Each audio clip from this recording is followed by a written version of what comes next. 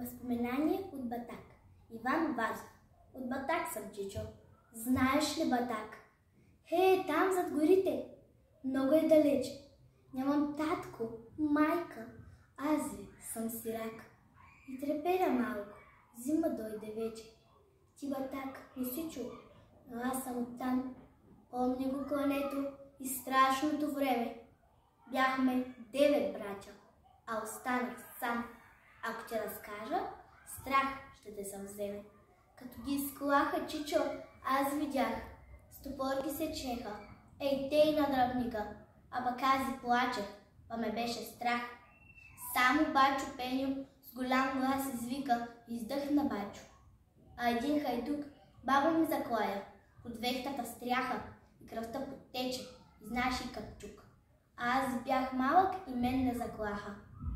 Татко ми излезе из къщи тогас, вратвата в ръцете и нещо продума, но те бяха много. Пушнаха за час и той падна във знак, оби го кършума.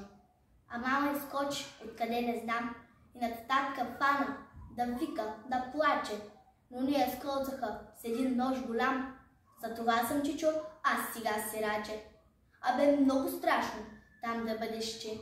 Не знам, що не щяха и мен да заколят, но плевнята пламна и взе да пръщи. И страшно му чеха кравата и волът. Тогава побягнах пътешком навън. Но после, когато страшното замина, казаха, че в ония големи огън изгорял и Вуйчо, и дядо, и Стрина, и черквата наша, чичо, изгоря. И школото пламна, и девойки 200 станаха на въглен. Някой ги запря.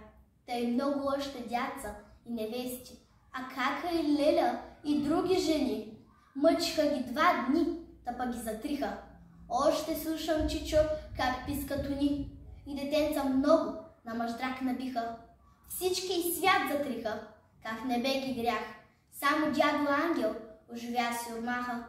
Той пари с котела избираше за тях, но поп Трендафила с гвозда и коваха. И уж беше страшно, пък не бе ме страх.